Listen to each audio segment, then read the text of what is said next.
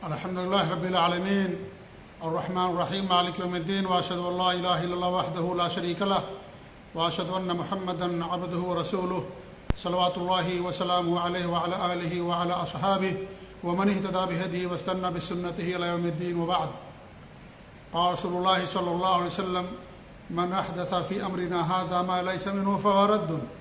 وفي رواية أخرى: من عمل عملا ليس عليه أمرنا فهو رد. رواه الامام بخاری و مسلم فی صحیحہما. معزز ناظرین، آج ہمارا موضوع ہے قبر پر پھول چڑھانا یا درخت لگانا یہ بدعت ہے. میرے پاس کچھ دنوں پہلے ایک بھائی صاحب نے کسی کی تقریر بھیجی جس میں انہوں نے اس بات کو ذکر کیا ہے کہ قبر پر پھول چڑھانا یا درخت لگانا یہ بہت ہی بہتر کام ہے، اور اس سے جو میت ہے اس کے عذاب کے اندر تخفیف ہوتی ہے، اور یہ ہمارے نبی کی سنت ہے، نعوذ باللہ من ذالک. اور انہوں نے کہا کہ اس کا آپ جواب دیجئے. تو آج کی کلپ اسی کے متعلق ہے کہ قبر پر پھول چڑھانا یا درخت لگانا یہ کیا ہے. یہ دین کے اندر نئی چیز ہے، بدعت ہے.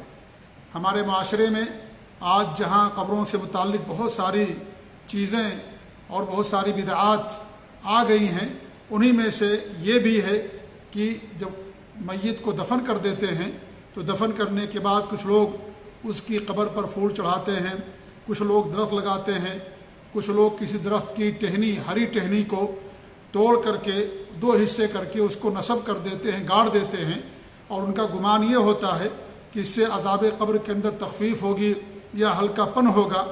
اور اس کے جواز میں نبی اکرم صلی اللہ علیہ وسلم کی ایک حدیث پیش کرتے ہیں، اور وہ حدیث یہ ہے جو صحیح بخاری اور صحیح مسلم کی روایت ہے کہ اللہ کے رسول صلی اللہ علیہ وسلم کا گزر دو قبروں کے پاس سے ہوا تو آپ نے فرمایا ان دونوں کو عذاب ہو رہا ہے، اور عذاب کسی بڑے گناہ کی وجہ سے نہیں ہو رہا ہے، یعنی کوئی اتنا بڑا گناہ نہیں تھا جس سے بچنا ان کے لیے مشکل ہو. پھر آپ نے فرمایا ان میں سے چغلخوری کرتا تھا اور دوسرا پیشاب کے چھینٹوں سے محفوظ نہیں رہتا تھا. پھر آپ نے ہری ٹہنی لی اور اس کے دو حصے کیے، اور پھر دونوں قبروں پر ایک ایک ٹہنی نصب کر دی، اور فرمایا جب تک خشک نہیں ہوں گی یہ ٹہنیاں عذاب میں ہلکا پن رہے گا. یہ بخاری اور مسلم کی روایت ہے. اسی حدیث کو دلیل بنا کر کے اس صاحب نے کیا کیا، قبر پر پھول چڑھانے کو، درخت لگانے کو سنت قرار دے دیا. میرے بھائیوں، میں بار بار یہ بات کہتا ہوں کہ حدیث کے لیے دو چیزیں درکار ہیں. پہلی چیز یہ درکار ہے کہ وہ حدیث صحیح ہونی چاہیے. الحمدللہ یہاں حدیث صحیح ہے، بخاری مسلم کی ہے، اس کے بارے میں کوئی اختلاف کی بات نہیں ہے. دوسری بات یہ ہونی چاہیے کہ وہ جو مفہوم حدیث کا لیا جا رہا ہے کیا وہ مفہوم صحابہ کرام سلف صالحین کے منہج اور ان کے فہم کے مطابق ہے، ان کے عقیدے کے مطابق ہے. اگر دونوں چیزیں میل کھا جائیں تب اس پر انسان عمل کرتا ہے. حدیث صحیح لیکن معنی آپ اس کا غلط بیان کر دیں، جو معنی صحابہ نے نہیں بیان کیا، خلفائے راشدین نے نہیں بیان کیا. ہمارے نبی نے صحابہ کرام کو حجت قرار دیا، خلفائے راشدین کی سنتوں کو لازم پکڑنے کا آپ نے حکم دیا، کہا علیکم بسنتی و سنت الخلفاء الراشدین المہدیین، میری سنتوں کو لازم پکڑو، اور خلفائے راشدین جو ہدایت یافتہ ہیں ان کی سنتوں کو لازم پکڑو. تو ان کے فہم کے مطابق اس حدیث کو ہمیں سمجھنا ہے. یہی معاملہ قرآن کا بھی ہے. قرآن کی آیتیں اللہ کی طرف سے ہیں، قرآن محفوظ ہے، حدیثیں بھی محفوظ ہیں، لیکن قرآن کی آیت کا کوئی معنی غلط بیان کرے اور کہے کہ دیکھو قرآن میں اللہ نے بیان کیا ہے. جیسے کہ آج جو اہل بدعت ہیں وہ سب قرآن کی آیتوں کا غلط معنی بیان کرتے ہیں. خوارج ہوں، روافض ہوں، اور اس طریقے سے معتزلہ ہوں، جہمیہ ہوں، اور قبر پرست ہوں، صوفیہ ہوں. آپ دیکھیں سب لوگ قرآن کی آیتوں کو دلیل میں پیش کرتے ہیں. تو قرآن کی آیتیں تو اللہ کی طرف سے ہیں، آیتوں میں تو کوئی نعوذ باللہ کوئی مسئلہ نہیں ہے. مسئلہ کیا ہے، اس آیت سے جو مسئلہ بیان کیا جاتا ہے وہ اصل بات ہے کہ کیا وہ چیز صحابہ کرام سے ثابت ہے. برے برے عقیدے لوگ قرآن ثابت کرتے ہیں، نعوذ باللہ بدعات اور خرافات اور شرک کو بھی قرآن سے ثابت کر دیتے ہیں، قرآن کی آیتوں کو پیش کرتے ہیں. اور جو بیچارہ ان پڑھ ہوتا ہے یا جاہل ہوتا ہے، سیدھے سادے مسلمان ہوتے ہیں، کہتے دیکھیے قرآن میں اللہ نے بیان کر دیا ہے. یہ سب مجرم لوگ ہوتے ہیں، جو قرآن کی منمانی تعویل کرتے ہیں اور اس طریقے سے اپنی عقل کے مطابق اور اپنے منہج اور اپنے ان کا جو مسئلہ ہے اس مسئلے کے مطابق اپنے اس کو ثابت کرنے کے لیے قرآن کی منمانی تعویل کرتے ہیں۔ اس لیے یہ ضروری ہے کہ وہ حدیث سلف صالحین کے فہم کے مطابق ہو۔ یہی ایک ایسی چیز ہے جو انسان کو بدعات سے محفوظ رکھ سکتی ہے، خرافات سے اور دین سے دوری سے محفوظ رکھ سکتی ہے، کیونکہ قرآن و حدیث کو ہمیں سلف صالحین کے عقیدے اور ان کے منہج کے مطابق سمجھنا ہے۔ تو یہ حدیث تو صحیح ہے اپنی جگہ پر، لیکن جو معنی بیان کیا جاتا ہے کہ اسے ثابت ہوتا ہے کہ پھول لگانا چاہیے، درخت لگانا چاہیے، یہ ہمارے نبی کی سنت ہے، میرے بھائیوں یہ کہنا سراسر باطل ہے، سراسر باطل قول ہے یہ۔ اس لیے نمبر ایک یہ کہ ہمارے نبی صلی اللہ علیہ وسلم کی خصوصیات میں سے یہ چیز تھی، اور خصوصیات میں ہونے کی دو دلیل ہے۔ پہلی دلیل یہ ہے کہ آپ کو وحی کے ذریعے سے بتایا گیا کہ دونوں کو عذاب ہو رہا ہے، وحی کے ذریعے سے بتایا گیا، کیونکہ آپ عالم الغیب نہیں تھے، آپ کو غیب نہیں معلوم تھا، آپ کو بتایا گیا کہ ان دونوں کو عذاب ہو رہا ہے۔ کس وجہ سے عذاب ہو رہا ہے یہ بھی اللہ رب العالمین نے وحی کے ذریعے سے آپ کو بتا دیا۔ ایک پیشاب کے چھینٹوں سے نہیں بچتا تھا، نمبر دو ایک چغل خوری کرتا تھا، تو یہ دونوں مسلمان تھے، دونوں مسلمان تھے، ایسا نہیں تھے کہ وہ کافر تھے، کیونکہ کافروں کے عذاب میں کوئی تخفیف نہیں ہوگی، کافروں کے عذاب میں، مشرکین کے عذاب میں کوئی تخفیف نہیں ہوگی۔ یہ دونوں مسلمان تھے، لیکن دونوں برائیاں ان کے اندر پائی جاتی تھیں، ایک چغل خوری کرتے تھے اور ایک پیشاب کے چھینٹوں سے محفوظ نہیں رہتے تھے۔ تو ہمارے نبی صلی اللہ علیہ وسلم کو وحی کے ذریعے سے یہ بتایا گیا کہ دونوں کو عذاب ہو رہا ہے۔ آج کیا یہ کسی کو پتہ چل سکتا ہے کہ کس کو عذاب ہو رہا ہے، کس کو عذاب نہیں ہو رہا ہے؟ یہ تو نہیں پتہ چل سکتا۔ اسی لیے ہمارے نبی صلی اللہ علیہ وسلم نے یہ عمل کسی اور کے ساتھ نہیں کیا۔ یہ دوسری بات ہے یہ کہ ہمارے نبی نے یہ عمل کسی اور قبر کے ساتھ نہیں کیا، کیونکہ آپ کو نہیں بتایا گیا کہ اس قبر والے کو عذاب ہو رہا ہے، اللہ نے نہیں بتایا۔ ہمارے نبی کو انہی دو قبروں کے بارے میں بتایا گیا وحی کے ذریعے سے، لہذا جب آپ کو معلوم پڑا تب آپ نے وہاں پر کیا کیا، کھجور کی ہری ٹہنی لی، اس کے دو حصے کیے اور وہاں پر گاڑ دیا، اور یہ کہا کہ جب تک یہ خشک نہیں ہوں گی ان کے عذاب میں تخفیف رہے گی۔ وحی کے ذریعے سے اللہ رب العالمین نے آپ کو بتایا۔ آج یہ کسی کو پتہ نہیں چل سکتا ہے کہ کس کو عذاب ہو رہا، کس کو عذاب نہیں ہو رہا ہے۔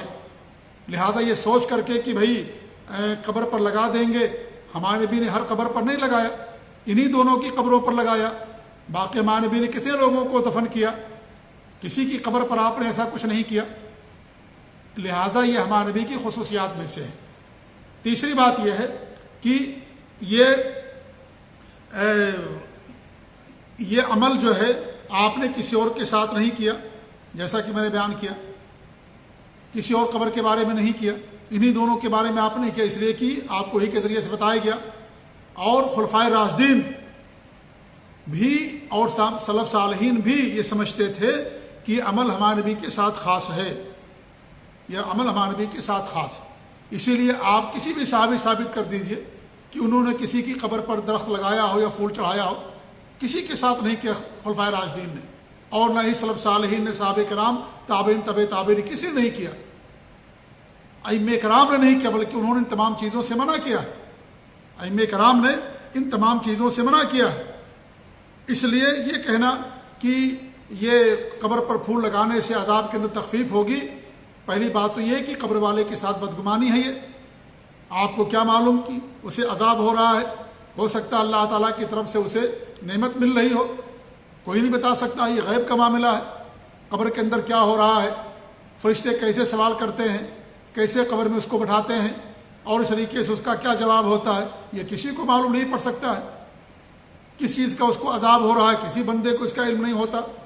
تو یہ تو ساری چیزیں غیب سے ہیں، ساری چیزیں غیب سے ہیں، ہمیں اس کے بارے میں معلوم نہیں پڑ سکتا۔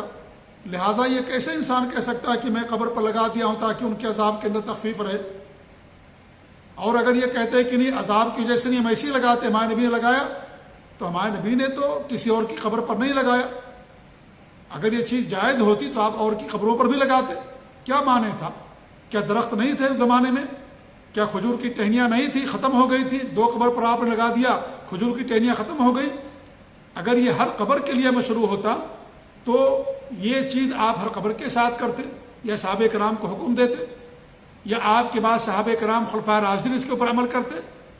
لیکن خلفائے راشدین قبر میں دفن کرتے تھے، کسی کی قبر پر آپ پھول نہیں چڑھاتے تھے صحابہ خلفائے راشدین، اور ان کی سنتوں کو ہمارے نبی صلی اللہ علیہ وسلم نے لازم پکڑنے کا حکم دیا ہے۔ لہذا یہ عمل سراسر باطل ہے، دین کے اندر بدعت ہے، یہ دین کے اندر ناجائز ہے۔ اگر آپ یہ سمجھتے ہیں کہ اس کا فائدہ ان کو پہنچتا ہے تو اس کا کوئی فائدہ نہیں پہنچتا اس کے درخت لگانے سے، کیونکہ انسان کا اگر عمل صحیح نہیں ہوگا، آپ درخت کا کچھ بھی کر دیں گے، کچھ فائدہ نہیں ہوگا۔ انسان کے ساتھ اس کا عمل جاتا ہے، اس کا عمل جیسا اس کا عمل ہوگا اس کے ساتھ کیا جائے گا۔ اور اگر انسان کے پاس عمل نہیں ہے، نیک عقیدہ اس کے پاس نہیں ہے، پوری دنیا والے مل کر کے بھی دعا کر دیں گے تو اس آدمی کی مغفرت نہیں ہوگی، پوری دنیا کا درخت ملا کر کے لگا دیں گے تو کوئی فائدہ نہیں ہوگا، وہ تو قبر کے اندر نیچے ہے، اس کو سایہ کی کیا ضرورت ہے؟ کچھ لوگ کہتے ہیں اس کو سایہ دیتے، ارے بھئی آپ کی بدگمانی ہے کہ اس کو عذاب ہو رہا ہے، نمبر 1، نمبر 2 تو قبر کے اندر ہے، کتنے نیچے زمین کے اندر ہے، وہاں تو سوراخ بھی نہیں ہے کہ سورج کی روشنی پہنچے یا دھوپ پہنچے وہاں پر، اور آپ کہتے ہیں کہ اس کے ذریعے سے ہم کو سایہ دے رہے ہیں۔ اس لیے ساری چیزیں بے بنیاد ہیں، باطل ہیں، یہ سب کے سب حرام چیزیں ہیں، اس سے بچنے کی ضرورت ہے میرے بھائیوں۔ اس سے انسان کو کوئی فائدہ نہیں پہنچتا ہے، کس کے ذریعے سے اس کے کچھ فائدہ پہنچے۔ حضرت نوح علیہ السلام نے دعا کی تھی اپنے بچے کے لیے کہ اللہ تعالیٰ تو اس کو بچا لے پانی سے، لیکن کیا ان کا بیٹا بچا؟ اگر انسان کے پاس عمل صالح نہیں ہوگا، انسان کے پاس عقیدہ نہیں ہوگا، دنیا والے مل کر کے دعا کر دیں گے تو کبھی کچھ فائدہ نہیں ہوگا۔ تمام انبیاء کرام بھی اگر دعا کر دیں ایسے لوگوں کے لیے تو بھی ان کا کوئی فائدہ نہیں ہوگا۔ جس کے پاس ایمان نہیں ہوگا، عقیدہ نہیں ہوگا اور عمل صالح نہیں ہوگا، یہ بنیاد ہے عقیدہ۔ اور ایسے لوگوں کے لیے قیامت کی سفارش کریں گے جس کے پاس صحیح عقیدہ ہوگا۔ لہذا یہ عقیدہ بنیاد ہے نجات کے لیے۔ یہ درخت لگانے سے اور کیا نام ہے پھول لگانے سے، پتیاں گاڑ لگانے سے، یا پھول کی مالائیں قبر کے اوپر پھیلانے سے، یا اس طریقے سے ٹہنیاں گاڑنے سے کچھ نہیں ہوتا ہے، اس کا کوئی فائدہ نہیں ہے، کسی کو معلوم بھی نہیں پڑتا کہ ان کے ساتھ کیا ہو رہا ہے۔ لہذا یہ چیز کیا ہے میرے بھائی؟ یہ چیز دین کے اندر بدعت ہے۔ اگر یہ سنت ہوتی تو ہم سے زیادہ، آپ سے زیادہ صحابہ کرام حریص تھے سنت کے اور بدعت سے دور رہنے والے تھے۔ اگر یہ چیز سنت ہوتی تو ضرور اس کے اوپر عمل کرتے۔ ان کا نہ عمل کرنا اس بات کی دلیل ہے کہ یہ چیز ہمارے نبی کے ساتھ خاص تھی، سب کچھ موجود تھا، درخت موجود تھے اور اس طریقے سے کوئی رکاوٹ بھی نہیں تھی۔ آپ چاہتے سب کی قبروں پر پھول لگوا دیتے، درخت لگوا دیتے، لیکن کبھی آپ نے ایسا نہیں کیا۔ آپ نے قبر کی پہچان کے لیے کیا کیا ہے؟ پتھر رکھا ہے آپ نے۔ جیسے عثمان بن مظعون رضی اللہ عنہ کو دفن کیا گیا تو آپ نے کیا کیا؟ ان کی قبر پر پتھر رکھ دیا پہچان کے لیے کہ فلاں کی قبر ہے، بس اس کے لیے۔